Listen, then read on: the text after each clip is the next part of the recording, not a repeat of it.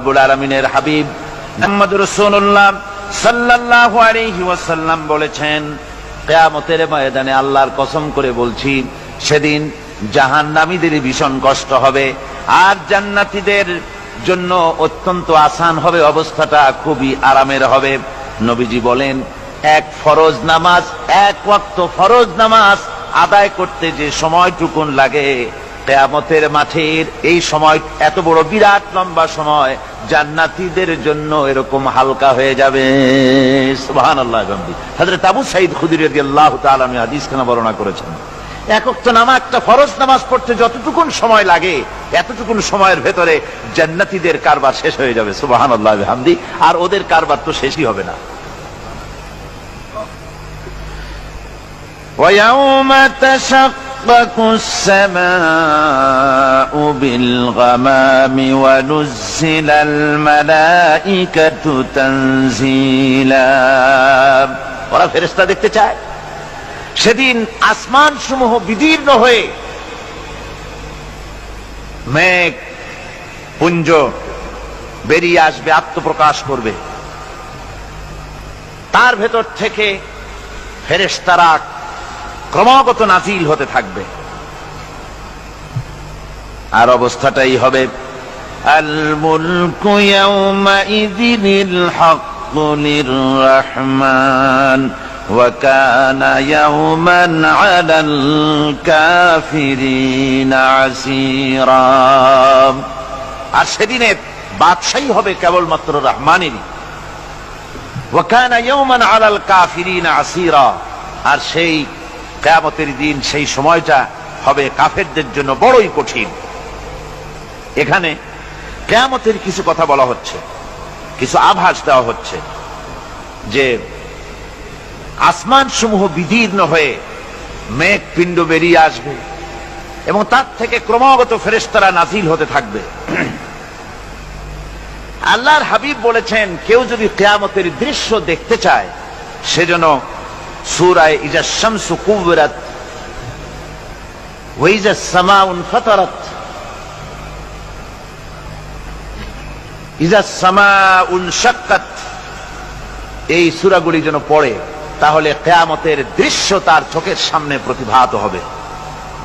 কিয়ামতের দৃশ্যটা আসলে কেমন হবে, সেই সূরাগুলি তেলাওয়াত করলে সে বুঝতে পারবে। যেমন আল্লাহ পাক বলছেন, إذا السماء انفطرت وإذا الكواكب انتثرت وإذا البحار فجرت وإذا القبور بعثرت। যখন আকাশসমূহ চূর্ণ বিচূর্ণ হয়ে যাবে আর তারকাসমূহ বিক্ষিপ্ত হয়ে পড়বে, সমুদ্র মহাসমুদ্রগুলি দীর্ণ বিদীর্ণ হয়ে যাবে, কবরগুলি সব উদ্গীরণ করে দেবে, তার মধ্যে যা আছে সে সবগুলি। আবার আল্লাহ পাক বলেন, ইযাশ শামসু কুবিরাত ওয়া ইযান নুজুমু কাদারাত ওয়া ইযাল জিবালু সুয়্যিরাত। সূর্য যখন ঢেকে যাবে, তারকাগুলি যখন বিপর্যস্ত হয়ে যাবে আর পাহাড়গুলি যখন চালিয়ে দেওয়া হবে, এই দৃশ্য তোমরা দেখতে পাবে। فإذا النجوم طمست وإذا السماء فرجت وإذا الجبال نسفت। সেদিন অবস্থা এমন হবে, সমস্ত তারকাগুলি স্তিমিত হয়ে যাবে আর আকাশসমূহ দীর্ণ বিদীর্ণ হয়ে যাবে। আর দেখতে পাবে পাহাড়গুলি, সমস্ত পাহাড়গুলিকে উড়িয়ে দেওয়া হবে। আবার অবস্থা আরো কি হবে, فإذا برق البصر وخسف القمر وجمع الشمس والقمر। যখন চক্ষু বিস্ফারিত হয়ে যাবে মানুষের, চাঁদ আর সূর্য নিষ্প্রভ হয়ে যাবে, সব একাকার হয়ে যাবে, চন্দ্র এবং সূর্য তার অস্তিত্বকে হারিয়ে ফেলবে। শুধু তাই নয়, ওয়াহুমিলাতিল আরদু ওয়াল জিবালু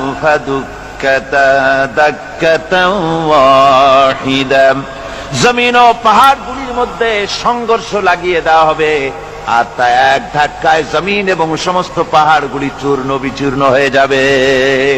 সুবহানাল্লাহ ওয়া বিহামদিহি।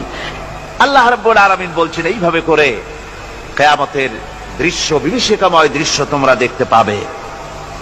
আর সেদিনের রাজত্বটা কার হবে? আল মুলকু ইয়াউমাইযিনিল হাক্কু লির-রাহমান। সেদিনের রাজত্ব হবে কেবলমাত্র রহমানের। অর্থাৎ যেসব কৃত্রিম বাদশাহী দেখে তোমাদের চোখে ধাঁধা লেগে গিয়েছে, তোমাদেরকে দুনিয়ার বাদশাহী দেখে তোমরা ধোঁকায় পড়ে গিয়েছো, এসব বাদশাহী কিছুই টিকবে না সেদিন। সেদিন শুধু বাদশাহী থাকবে একমাত্র আল্লাহ পাকের। কার থাকবে বাদশাহী? জোরে বলেন কার? আল্লাহ রাব্বুল আলামিন যখন কিছুই থাকবে না ঘোষণা করবেন লিমানিল মুলকুল ইয়াউম লিল্লাহিল ওয়াহিদুল কাহ্হার। আজকে কার রাজত্ব? চারিদিক থেকে আওয়াজ আসতে থাকবে পরাক্রমশালী আল্লাহ রাব্বুল আলামিনের রাজত্ব। আর কারণ নয়, হাদিস শরীফে এসেছে, বুখারী মুসলিম শরীফের হাদিসে এসেছে, আল্লাহর নবী বলেন আল্লাহ রাব্বুল আলামিন তখন তার এক হাতে আকাশ মণ্ডলীকে ধারণ করবেন, আর এক হাতে জমিনকে ধারণ করবেন। আকাশ মণ্ডলী এক হাতে, জমিন এক হাতে। এভাবে আল্লাহ রাব্বুল আলামিন বলবেন আইনাল জাব্বারুন আইনাল মুতাকাব্বিরুন। কোথায় সেই স্বৈরাচারীরা? কোথায় সেই দুর্বিনীত অহংকারী স্বৈরাচার যারা আমার জমিনের উপরে, আমার মানুষের উপরে রাজত্ব চালিয়েছে? তারা আজকে কোথায়? কোথায় সেই অহংকারীরা? আল্লাহ পাক সেদিন যে বলবেন, সেদিন তো বলবেন, কিন্তু দুনিয়ার মাঝেও স্বৈরাচার যারা, অহংকারী যারা, তাদের শাস্তি পৃথিবীর বুকেও দেন। আর সেদিন তো দিবেনি। কত স্বৈরাচার আমরা দেখলাম, কত অহংকারী দেখলাম, যাদের তর্জনী হেননে লক্ষ কোটি কোটি মানুষ উঠত আর বসত। তাদের জিল্লাতির সঙ্গে আল্লাহ রাব্বুল আলামিন কতজনকে বিদায় করে দিলেন। ফুলের মালা নিয়ে কুলাতে পারে নাই, পা থেকে শুরু করে গলা পর্যন্ত ফুলের মালা দিয়া ডুবাই দিল ভক্তরা। আবার আল্লাহ রাব্বুল আলামিন এমন শাস্তি দিলেন, ফুলের মালার পরিবর্তে জুতার মালা নিয়ে জেলের মধ্যে ঢুকাইয়া দিলেন। ঠিক কিনা গণ? অহংকারী আর স্বৈরাচার যারা হয়, আল্লাহ পাক এভাবে তাদের দৃষ্টান্ত দেখিয়ে দেন। আমরা কত দেখলাম, 9 বছরের রাজা, 10 বছরের সাজা। পৃথিবীর বুকে যারা অহংকার করে, যারা স্বৈরাচার হয়, আল্লাহর আইনকে যারা বৃদ্ধঙ্গুষ্টি প্রদর্শন করে, আল্লাহ পাক তাদের জমিনেও দেখান। এখানে চূড়ান্ত ফয়সালা আল্লাহ করেন না, আসল ফয়সালার জায়গা তো আছেই, তবে এখানে নমুনা দেখায় দেন। কিন্তু মুশকিল হচ্ছে, ইতিহাসের সবচাইতে বড় শিক্ষা হলো ইতিহাস থেকে মানুষেরা শিক্ষা গ্রহণ করে না। একজনে যে কাম করে বিপদে পড়ে, আর একজন এসে আবার সেই পথেই অগ্রসর হয়, নিশ্চিত মৃত্যুর পথে। আমার বন্ধুগণ, আল্লাহ পাক বলছেন সেই দিন আমার রাজত্ব হবে, আর কারো রাজত্ব হবে না। ওয়াকানা ইয়াওমান আলাল কাফিরিনা আসীরা। আর ওই দিনটা, ওই কিয়ামতের দিন হবে কাফেরদের জন্য সবচাইতে কঠিন। সবচাইতে কঠিন হবে কাদের জন্য? কাফেরদের জন্য। কাফের কারা? কাফের হচ্ছে তারা যারা নাকি আল্লাহর আইনকে অস্বীকার করেছে, আল্লাহকে অস্বীকার করেছে, আল্লাহর আইনকে অস্বীকার করেছে। ওরা কি? কাফের। কুফর শব্দের অর্থ হচ্ছে গোপন করা। এই জন্য অন্ধকার রাতকে আরবিতে কাফের বলা হয়েছে, অর্থাৎ যা সব জিনিসকে অন্ধকার দিয়ে ঢেকে দেয়। তো কুফর হচ্ছে সেই জিনিস যা মহাসত্যকে ঢেকে দেয়, সত্যকে, মহাসত্যকে ঢেকে দেয় যেই জিনিস, সেটাকে কুফর বলা হয়। আর এই কাফের অন্ধকারে ঘুরে মরে, সে কোন আলোর খোঁজ পায় না। আল্লাহ রাব্বুল আলামিন বলেন, কাফেরদের কথা এখন শোনাচ্ছেন আল্লাহ পাক, ওয়াল্লাযীনা কাফারু আউলিয়াউহুমুত তাগুতু ইউখরিজুনাহুম মিনান নূরি ইলায যুলুমাত। যারা কাফের, যারা কুফরি অবলম্বন করেছে, তাদের সাহায্যকারী আর পৃষ্ঠপোষক হচ্ছে তাগুত। তাগুত বলা হয় সেই শক্তিকে যে শক্তি শুধু নিজেই আল্লাহর আইন অমান্য করে বসে থাকে না, বরং অন্যদেরকেও আল্লাহর আইন অমান্য করতে বাধ্য করে। ওদেরকে আরবিতে কি বলা হয়? তাগুত বলা হয়। আর এই তাগুতি শক্তি, এই তাগুত হয় তার সাহায্যকারী, যা তাকে আলো থেকে টেনে অন্ধকারের ভেতরে নিয়ে যায়। আর কাফের হচ্ছে আল্লাহ পাকের ভাষায় অর্থাৎ কোরআনের ভাষায় কাফের হচ্ছে সবচাইতে নিকৃষ্ট প্রাণী, সবচাইতে নিকৃষ্ট জীব, মহাসত্যকে যারা অস্বীকার করেছে, যারা আল্লাহকে মানে না, যারা আল্লাহর কোরআনকে মানে না, যারা ইসলামকে স্বীকার করে না, তারা সবচাইতে নিকৃষ্ট প্রাণী। আল্লাহ রাব্বুল আলামিন বলেন, ইন্না শাররাদ দাওয়াবি ইনদাল্লাহিল্লাযীনা কাফারু ফাহুম লা ইউমিনুন। নিশ্চয়ই আল্লাহর জমিনে সব বিচরণশীল জীব যত আছে, আল্লাহ বলছেন আমার জমিনে বিচরণশীল জীব যত আছে তার মধ্যে সবচাইতে নিকৃষ্ট প্রাণী হলো যারা ঈমান আনে নাই, যারা বিশ্বাস করে না আমি আল্লাহকে, যারা পরকালকে বিশ্বাস করে নাই, যারা কোরআনকে বিশ্বাস করে নাই, যারা ইসলামকে বিশ্বাস করে নাই, পৃথিবীর মধ্যে তারা সবচাইতে নিকৃষ্টতম প্রাণী। আল্লাহ বলেন শুধু নিকৃষ্ট জনক নিকৃষ্ট প্রাণী বললেই সারে না, এরা হলো চতুষ্পদ জানোয়ারের মতো। কে বলতেছেন?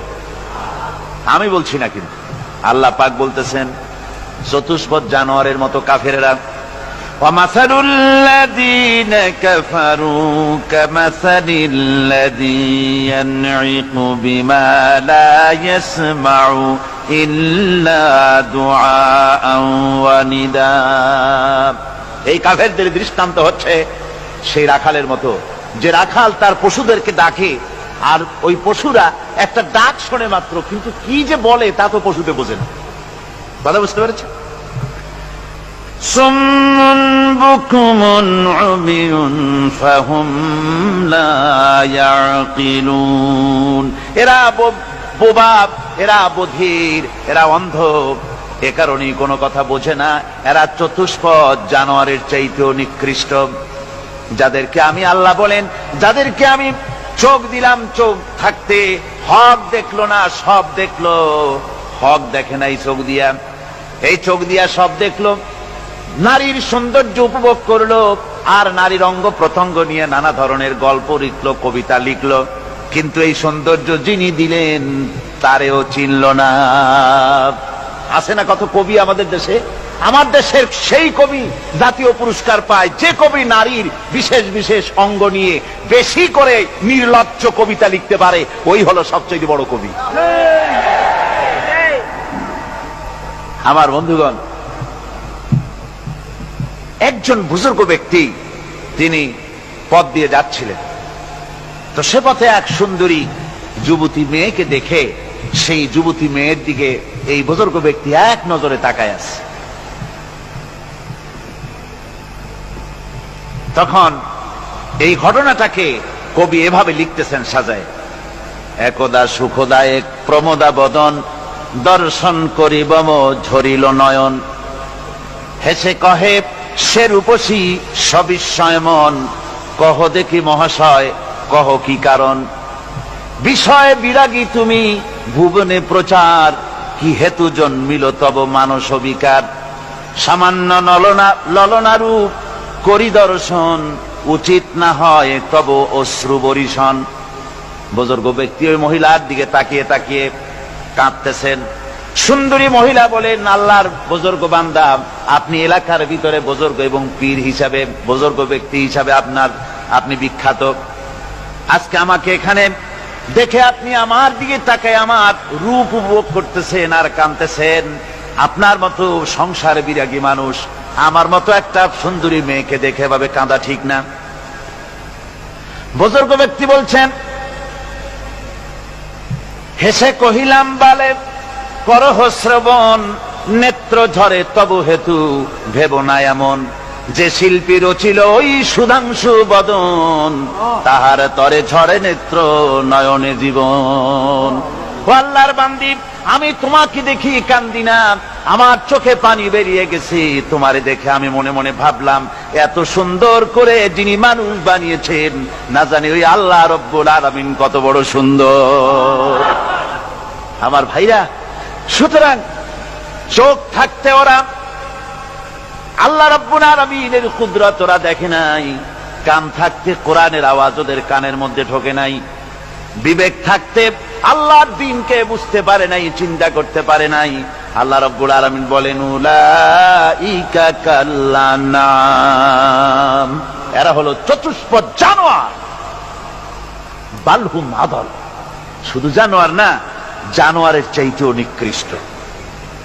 এমনই জানোয়ার, আল্লাহ বলেন শুধু জানোয়ার না, জানোয়ারের মতো শুধু খায় জনমের মতো। ওয়াল্লাযীনা কাফারু ইয়াতামাত্তাউনা ওয়া ইয়াকুলুনা কামা তাকুলুল আনআম। এই কাফেরগুলির কাম শুধু ফুর্তি করা, গান বাজনা, নাটক, গল্প, এই সব কাজ তাদের। নামাজ নাই, রোজা নাই, আল্লাহর চিন্তা নাই, তাহাজ্জুদ নাই, পরহেজগারি নাই, শুধু গান আর নাচ। দেখেন না ফুর্তি। এই যে 1 জানুয়ারি রাত 12টার সময় আমার ঘুম ভেঙে গেল, এই যেখানে আমি ছিলাম, বিকট আওয়াজ। আমি মনে করলাম পাশের বাড়ি বুঝি ডাকাত পড়ছে। পরে বাড়িওয়ালা আমাকে বললেন যে ডাকাত না, বোধহয় এই নিউ ইয়ার সেলিব্রেট হচ্ছে, নতুন বৎসর উদযাপন হচ্ছে, বোমা দিয়ে শহরবাসীর আরামের ঘুম হারাম করে এগুলি করা হচ্ছে। এ তো গেল 1 জানুয়ারি। আর যখন আমাদের নিজেরটা যখন আসে, অর্থাৎ 1 বৈশাখ, তখন দেখছেন অবস্থা 1 বৈশাখে। এবছর আমাদের দেশে 1 বৈশাখে ঢাকায় যে দৃশ্য আমি টিভির মধ্যে দেখলাম, তাতে আমার মনে হয়নি যে 12 কোটি মুসলমানের দেশে রাজধানীতে এই দৃশ্য হচ্ছে। আমার মনে হচ্ছিল এটা বুঝি কলকাতা অথবা অন্য কোন শহর হবে। আমি দেখলাম সমস্ত যুবক যুবতী, নারী পুরুষ, বিভিন্ন বয়সের লোক সব একসঙ্গে রাস্তায় নেমেছে, নাচতেছে। তার মধ্যে বুদ্ধিজীবী আছে, শিক্ষিত লোক আছে, সমানে নাচতেছে। আর তাদের মুখোশ পরা, বানরের মুখোশ, কুকুরের মুখোশ, শূকরের মুখোশ, ঘোড়ার মুখোশ, পাতিশিয়ালের মুখোশ, এই মুখোশ পরে এভাবে নাচতেছে। আমি চিন্তা করলাম, নববর্ষের সাথে কুত্তার মুখোশের সম্পর্ক কি? নববর্ষের সাথে পাতি শ্রীগালের মুখোশের সম্পর্ক কি? তাহলে ওরা কি বলতে চায় যে আগামী বছরটা আমরা কুত্তার ভূমিকায় অ্যাক্টিং করব, অথবা শ্রীগালের মতো ধূর্তামি করব জাতির সাথে? তারপরে কি করলো? সকাল বেলায় যুবক যুবতী 1 বৈশাখ সূর্য উদয়ের আগে রমনা লেকের পাড়ি গিয়ে সব দাঁড়িয়েছে বাসন্তী রঙের শাড়ি পরে। তারপরে সেখানে দাঁড়িয়ে সূর্য উদয়ের পানে তাকিয়ে সকাল বেলায় ভাবে করজোর করে বলছে, এসো হে নববৈশাখ স্বাগতম হে। নববৈশাখ অলক্ষে বোধহয় এটা শুনে বলতেছে, বাবাজিরা আমারে ডাকতেছো, অপেক্ষা করো, আমি আসতেছি। আমারে ডাকতেছো, আমি আসতেছি, কোমরে গামছা বেঁধে আসতেছি, 225 মাইল স্পিডে আসতেছি, 30 ফুট উঁচু জলোচ্ছ্বাস নিয়ে আসতেছি, নববৈশাখের মজা স্বাদ চাখাইতে। আমার ভাইরা, মুসলমান নববর্ষ উদযাপনের সাথে মুসলমানের কিসের সম্পর্ক? মুসলমান যদি এই দিন উদযাপনই করে, তাহলে তাকে করতে হবে ফজরের নামাজ পড়বে। মুসলমান নববর্ষ উদযাপন করবে, ফজরের নামাজ পড়বে, তারপরে কোরআন শরীফ তেলাওয়াত করবে, দরুদ শরীফ পড়বে, আল্লাহর দরবারে হাত তুলে বলবে, রব্বুনা রাব্বিন, 1 বছর পার করে দিলাম, নাফরমানি ছাড়া কিছুই তো করি নাই, বিগত বছরে যা করেছি মাফ করে দাও, আগামী বছরটা গোটা জাতি আর দেশের জন্য কল্যাণকর মঙ্গলময় করে দাও। এটাই তো বলা উচিত ছিল নাকি বলে? তা না করে, তা না বলে, বৈশাখের পরিচালককে না ডেকে সরাসরি বৈশাখকে আহ্বান করা হয়েছে। আর বৈশাখ আহ্বান করার মজা জনমের মতো দেখাই দিয়েছে। আল্লাহ রাব্বুল আলামিন তাই বলেন, কাফেররা তাদের কাজ হলো শুধু খাওয়া, তারা এমন খাওয়া খায় জনমের মতো খায়। ইয়াকুলুনা কামা তাকুলুল আনাম, জানোয়ারে যেমন খায় ওই রকম খায়। তার মানে খায়, একটু বিসমিল্লাহ কয় না, খায়া যখন ছেড়ে দেয় তখন আলহামদুলিল্লাহ বলে না, বাহার দিয়ে খায়, আবার বাহার দিয়ে খায়। ডাব একটা কাটলো, বিসমিল্লাহ নাই, খাইলো, 2-4 ঢোক খাইয়া পুরা ডাবটার ফেলাই দিল। ডাবটা কি তোমার বাজান তৈরি করছিল নাকি? একটু বিসমিল্লাহ বললা না, একটু শুকরিয়া আদায় করলাম। আমি গত এই যে ডিসেম্বর গেল, ডিসেম্বরের 16 তারিখ আমেরিকা থেকে এসেছি। ওখানে দেখলাম তারা প্রতি নভেম্বর মাসের শেষ বৃহস্পতিবার থ্যাঙ্কস গিভিং ডে অবজার্ভ করে। তা আমি জিজ্ঞেস করলাম, থ্যাঙ্কস গিভিং ডে জিনিসটা কি? ওরা বলল, এটা হচ্ছে এই যে গড আমাদেরকে সারা বছর ভালো খাওয়াইছে, আমাদেরকে ভালোভাবে পড়াইছেন, সুন্দর রেখেছেন, এই জন্য আমরা গডকে থ্যাঙ্কস দেই নভেম্বরের এই শেষ দিনটিতে। সারা বছরের ভালো খাইছি, ভালো থাকছি, এই জন্য গভর্নমেন্টকে মানে গডকে থ্যাঙ্কস দিলাম। আমি আমার আলোচনায় সেখানে বললাম যে দেখেন, রাশিয়ার সাথে আমেরিকার পার্থক্য তো এখানে, ওরা গডকে অস্বীকারই করেছে, গডই মানে না। আর এরা গডের নামাজ রোজা বা ইবাদত কিছু করুক আর না করুক, গডের অন্তত একটা ধন্যবাদ দেয়। ওরা ওদের ডলারে লিখেছে, ইন গড উই ট্রাস্ট, প্রত্যেকটা ডলারে লেখা আমরা গডে বিশ্বাস করি। তো শুকর আদায় করলে তো আল্লাহ বাড়িয়ে দিবেন। আল্লাহ রাব্বুল আলামিনের সুন্নাত হলো, শুকর যদি কেউ আদায় করে আল্লাহ বাড়িয়ে দেন। লা ইন শাকারতুম লাযীদান্নাকুম ওয়া লা ইন কাফারতুম ইন্না আযাবী লাশাদীদ। আমার নিয়ামতের শুকর যদি আদায় করো আমি বাড়ায় দেব, আর যদি নিয়ামতের শুকর আদায় না করো তাহলে মস্ত বড় শাস্তি তোমাদের জন্য রেখেছি। তো আমেরিকা শুকর আদায় করে নিজেরা খাইয়া, কিন্তু ওদের জমিন হলো বিশাল জমিন। আমি কয়েকবার গিয়েছি এবং বহু স্টেট সফর করেছি। ওদের জমিন এত ফার্টাইল, জমিনে যদি রীতিমতো তারা ফসল ফলাতো, এই ফসল সারা দুনিয়ার দরিদ্র ভূমুক্ষ জনতাকে খাওয়াইয়া বাঁচাইতে পারত। কিন্তু ওরা তা করে না। ওরা করে কি? ওরা মুনাফার হার, বাজার দর ঠিক রাখার জন্য নির্দিষ্ট পরিমাণ জমিনে ফসল ফলায়, কিন্তু জমিন এতই উর্বর, ওদের মেজারমেন্ট করা, মাপ করা, হিসাব করা ফসল হয় না, ফসল হয় বেশি। তখন বাড়তি ফসলকে তারা প্রতি বছর লক্ষ লক্ষ টন আলু আর গমকে তারা সমুদ্রে নিক্ষেপ করে। তাদের আলু এবং গম সেই সময় তারা নিক্ষেপ করে সমুদ্রে যখন ইথিওপিয়া, সুদানে মানুষ না খেয়ে মরছে।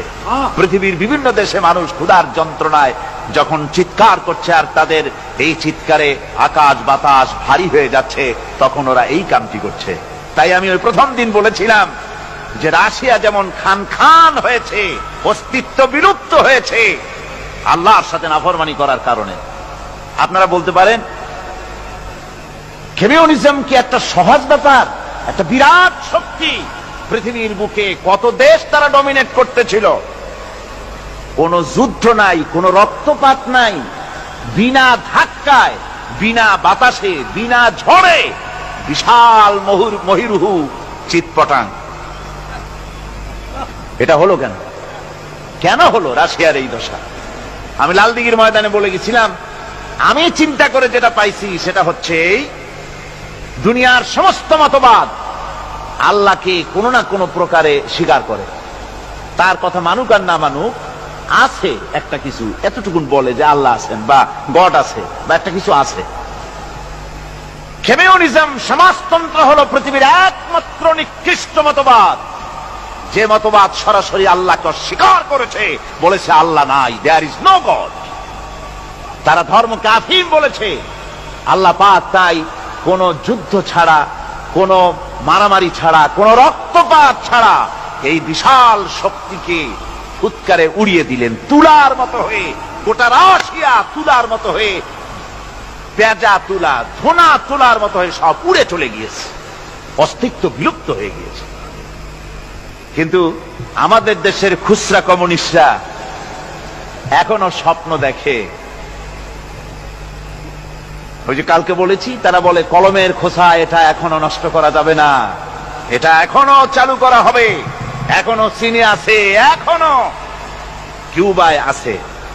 ওই কিউবা থেকে, চীন থেকে ফিদেল কাস্ট্রোর একটু আওয়াজ শোনে, চীন থেকে মিস্টার ব্যাং না কি জানি না, ব্যাং, এর আওয়াজ শোনে, আর তাই মনে করে এ বুঝি সমাজতন্ত্রের বিজয়ের গান। না, চীন থেকে আর কিউবা থেকে যে আওয়াজ আজকে উঠতেছে, এই আওয়াজ সমাজতন্ত্রের বিজয়ের আওয়াজ নয়, এটা হলো সমাজতন্ত্রের মরণ যন্ত্রণার গোঙানির আওয়াজ। কাজী এরা দুনিয়ার বুকে শুধু আনন্দ এবং ফুর্তি করে, আল্লাহর হককে, আল্লাহকে চিনতে তারা ব্যর্থ হয়েছে।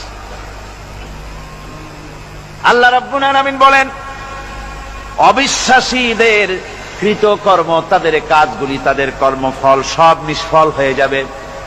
ওয়াল্লাযীনা কাফারু আ'মালুহুম কাসারাবিন বিকিআতিন ইয়াহসাবুহুল যামআনু মা।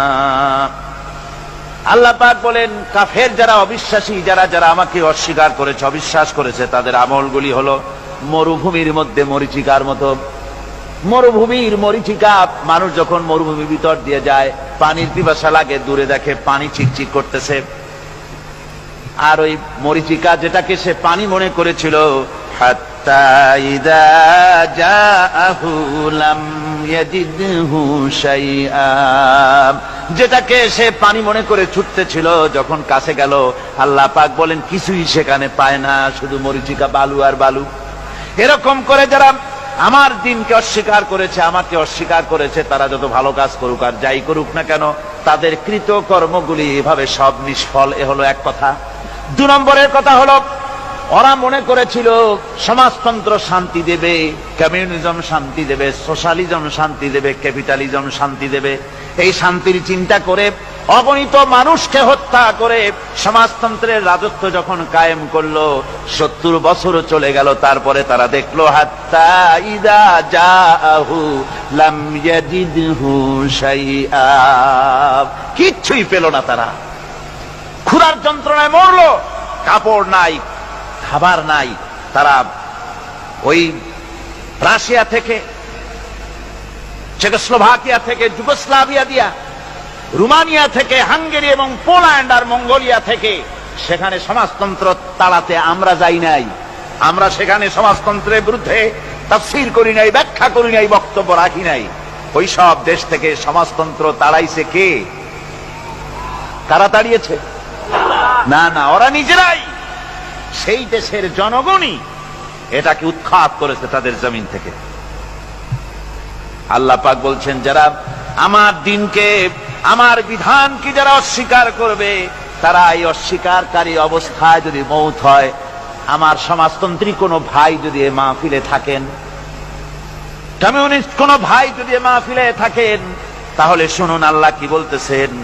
আল্লাহর দিনকে, আল্লাহর কোরআন, পূর্ণাঙ্গ জীবন বিধান, অর্থনীতি আছে, সমাজনীতি আছে, রাজনীতি আছে, কথা যারা বিশ্বাস করে না, কোরআনকে শুধুমাত্র নামাজ, রোজা, হজ, যাকাত আর বেহেশত দোজখ যারা মনে করে, জীবন ব্যবস্থা মনে করে না, এই অবস্থায় যদি মারা যায়, আল্লাহ রাব্বুল আলামিন বলেন, ইন্নাল্লাযীনা কাফারু ওয়া মাতু ওয়া হুম কুফফারুন উলাইকা আলাইহিম লানাতুল্লাহি ওয়াল মালাইকাতি ওয়ান নাসি আজমাইন।